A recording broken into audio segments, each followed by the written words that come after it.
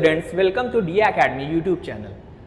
Today we are going to see a new topic of class 10 CBSE and ICSE board, that is reflection of light. Reflection of light आज हम देखेंगे, physics का topic है. Reflection of light, इसमें दो terms आ रहे हैं, एक आ रहा है रिफ्लेक्शन, एक आ रहा है लाइट. तो पहले ये हम समझते हैं रिफ्लेक्शन क्या होता है और लाइट क्या होता है. फॉर एग्जाम्पल, अगर हम बॉल को दीवार पे मारें तो बॉल लड़के वापस आ जाएगी वही पाथ पे, उसी को कहा जाता है रिफ्लेक्शन. अब दूसरा टर्म आ रहा है लाइट. अब ऐसे तो हम लाइट जानते हैं, ये लाइट जल रही है, लेकिन लाइट होती क्या है वो डेफिनेशन के थ्रू देखते हैं. यहां पे लाइट की डेफिनेशन लिखी है. लाइट क्या है? Light is a form of energy which enables us to see things around us. Light एक ऐसी एनर्जी है बच्चों जिसकी वजह से हम कोई भी चीज को देख सकते हैं अपने चारों तरफ. अगर हम यहां पे लाइट ऑफ कर दें, क्या हम आपको दिखेंगे? नहीं. जब तक लाइट नहीं रहेगी तब तक हम किसी भी ऑब्जेक्ट को देख नहीं सकते. लाइट से हम कैसे ऑब्जेक्ट को देख पाते हैं? लाइट जब किसी भी ऑब्जेक्ट को हमें देखना है तो लाइट जाके उस पर स्ट्राइक करती है और रिफ्लेक्ट होकर हमारी आंखों में आती है, तभी हम वो ऑब्जेक्ट को देख सकते हैं. होप ये समझ में आया होगा. नेक्स्ट, अब कुछ इंपॉर्टेंट पॉइंट्स देखते हैं इसी से रिलेटेड. पहला है ल्यूमिनस ऑब्जेक्ट. अब ल्यूमिनस ऑब्जेक्ट क्या होता है बच्चों? The object which emits its own light is called luminous object. वो ऑब्जेक्ट जिनकी खुद की लाइट होती है, ठीक, उन्हें कहा जाता है ल्यूमिनस ऑब्जेक्ट. यहां पे कुछ एग्जाम्पल्स लिखे हुए हैं, जैसे कि स्टार्स, सन, इलेक्ट्रिक बल्ब. ये सब कुछ ऐसे ऑब्जेक्ट है जिनकी खुद की लाइट होती है. जैसे ये ट्यूब लाइट यहां जल रही है, इनकी खुद की लाइट है. स्टार्स, इनकी खुद की लाइट होती है. सन्स, इनकी खुद की लाइट होती है. ठीक, स्टार्स, सन भी तो एक तरह के स्टार ही है. ठीक, तो ये सब ऑब्जेक्ट जिनकी खुद की लाइट होती है उन्हें कहा जाता है ल्यूमिनस ऑब्जेक्ट. नेक्स्ट आगे देखते हैं. नेक्स्ट है non luminous object. Non luminous object क्या होता है? यहां पे डेफिनेशन लिखी है. The object which do not emits its own light is called non luminous object. वो ऑब्जेक्ट जिनकी खुद की लाइट नहीं होती और वो किसी की लाइट के थ्रू हमें दिखाई देते हैं, उन्हें कहा जाता है non luminous object. I hope यहां तक समझ में आया होगा. इसका भी एग्जाम्पल देख लेते हैं. इसका एग्जाम्पल हो गया जैसे अर्थ, मून, प्लैनेट्स, बुक्स. जैसे मून, मून की खुद की लाइट नहीं होती बच्चों. मून लेकिन हमें दिखाई क्यों देता है? मून पे जब लाइट पड़ती है, सन की लाइट रिफ्लेक्ट होकर हमारी आंखों में आती है, तब जाके हम मून को देख पाते हैं. ठीक, बिना रिफ्लेक्शन के हम किसी भी ऑब्जेक्ट को देख नहीं सकते. होप ये थ्योरी पोर्शन समझ में आया होगा. अब आगे चलते हैं नेक्स्ट पोर्शन पे. अब नेक्स्ट पॉइंट आता है यहां पे रे ऑफ लाइट. अब रे ऑफ लाइट क्या होती है? देखो यहां डिफिनेशन क्या दी है. Light travels always in a straight line. Light हमेशा स्ट्रेट लाइन में ट्रेवल करती है. ठीक, अच्छा, फॉर एग्जाम्पल जैसे एक पॉइंट ये है, इसको ए मान लिया. दूसरा पॉइंट ये है, इसको बी मान लिया. अगर लाइट को ए से बी पे जाना है तो वो इस तरह घूम के नहीं जाएगी. वो कैसे जाएगी? स्ट्रेट पाथ पे, इस तरह से. अब लाइट ए के तरफ या ए से बी के तरफ जा रही है, तो यहां पे हमने ये बना दिया. इससे हमें क्या पता चला? लाइट ए से बी के तरफ जा रही है. होप ये पहली लाइन समझ में आई होगी. ठीक, the path travel by the light is represented by a straight line. तो जो पाथ लाइट ट्रेवल करती है उसको किससे रिप्रेजेंट करते हैं? स्ट्रेट लाइन से. और वही एक लाइन को क्या कहा जाता है? रे. इसी को बच्चों रे भी कहते हैं. तो रे को कैसे डिनोट करते हैं बच्चों? ये हमारे पास जो मेंशन है इसी को रे भी कहा जाता है. समझ में आया? अब आगे आते हैं. नेक्स्ट आती है बीम ऑफ लाइट. अब बीम क्या होती है बच्चों? A group of ray of light is called a beam of light. जब ढेर सारी रेज आपस में मिल जाती हैं तो वो क्या बन जाती है हम लोग की? बीम. अब जैसे ये एक क्या है? रे है. अब यहां पे हमने 3-4 रे मिला दिए, ये 4 रे होगी. तो अब ये हमारी क्या कहलाएगी बच्चों? ये कहलाएगी हमारी beam of light. I hope ये समझ में आया होगा. अब देखते हैं बीम कितने तरह की होती है. पहली होती है converging beam of light. Converging का मतलब क्या होता है बच्चों? कन्वर्जिंग का मतलब एक पॉइंट पे मीट होना, कन्वर्ज होना. तो यहां पे बीम की बात हो रही है, तो बीम के लिए हमें रेस को मिलाना पड़ेगा, दो या दो से ज्यादा रेस को. तो ये जो हमारे पास लाइट आ रही है, ये बच्चों क्या हो गई? ये कन्वर्जिंग हो गई. ये हम लोग की कैसी बीम कहलाएगी? Converging beam of light. I hope समझ में आया होगा. यहां पे हम शॉर्ट से लिख दे रहे हैं कन्वर्जिंग बीम. अब आगे आते हैं, देखते हैं. नेक्स्ट आ रही डाइवर्जिंग बीम. डाइवर्जिंग का मतलब जब लाइट फैलती है, डाइवर्ज होती है. फिर यहां से देखो बीम आया है, तो बीम का मतलब हमें ढेर सारी रेस को कंबाइन करना रहेगा तभी बीम बनती है। तो एक ये रे इस तरह से, तो ये हमारी कैसी रे कहलाएगी? डाइवर्जिंग। डाइवर्ज का मतलब होता है देखो फैलना, डी, बी शॉर्ट से हमने लिख दिया यहां पे। जब रेज मीट करती हैं ढेर सारी एक पॉइंट पे, उनको कहते हैं कन्वर्जिंग बीम। आई होप ये समझ में आया होगा। लास्ट देख लो पैरेलल बीम ऑफ लाइट। अब यहां पे जो देखो रेज आ रही हैं ये आपस में पैरेलल है। पैरेलल बोले तो ट्रेन की पटरी की तरह, तो देखो सब आपस में पैरेलल है ना, इन्हीं को कहा जाता है पैरेलल बीम ऑफ लाइट।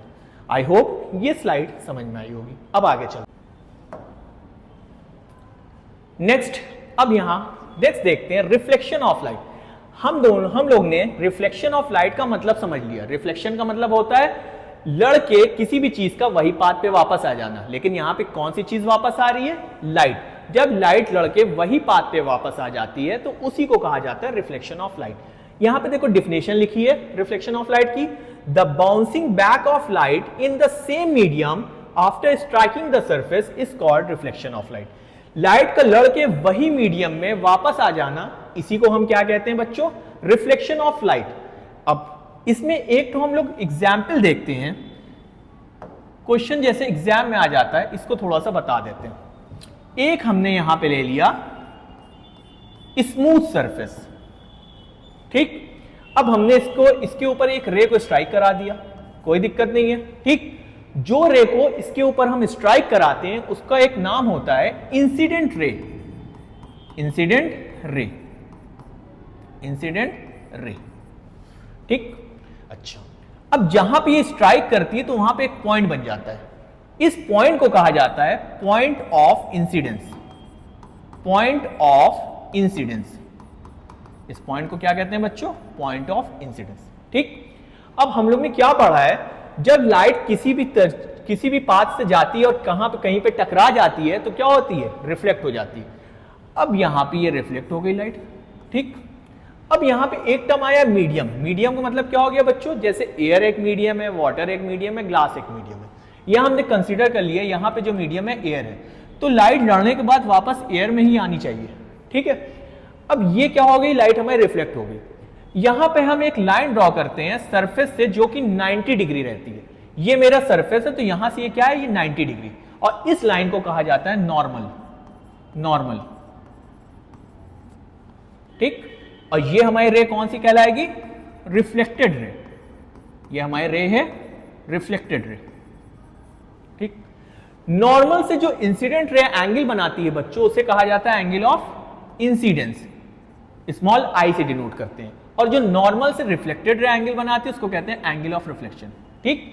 एक चीज हमेशा दिमाग में रखना, एंगल हमेशा नॉर्मल से नापा जाता है, ठीक है।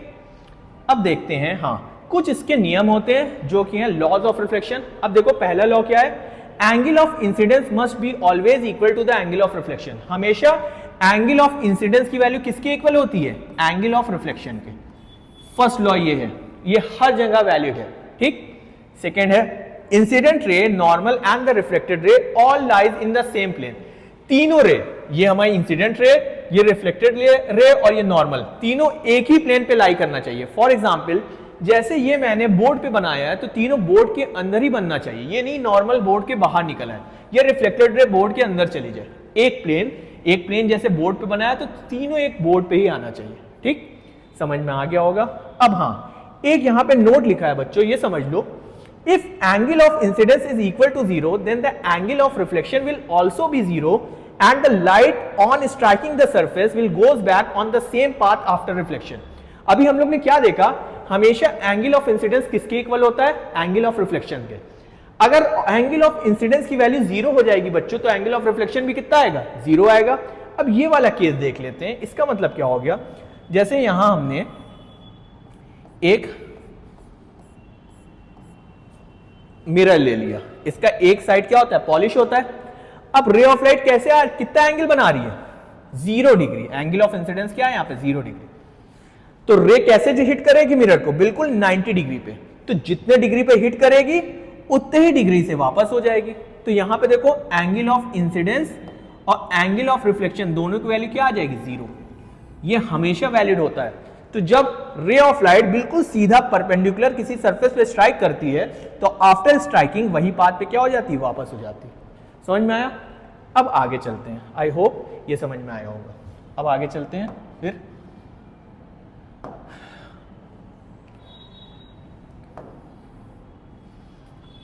टाइप्स ऑफ रिफ्लेक्शन, रिफ्लेक्शन कितने तरह के होते हैं अब ये देखते हैं।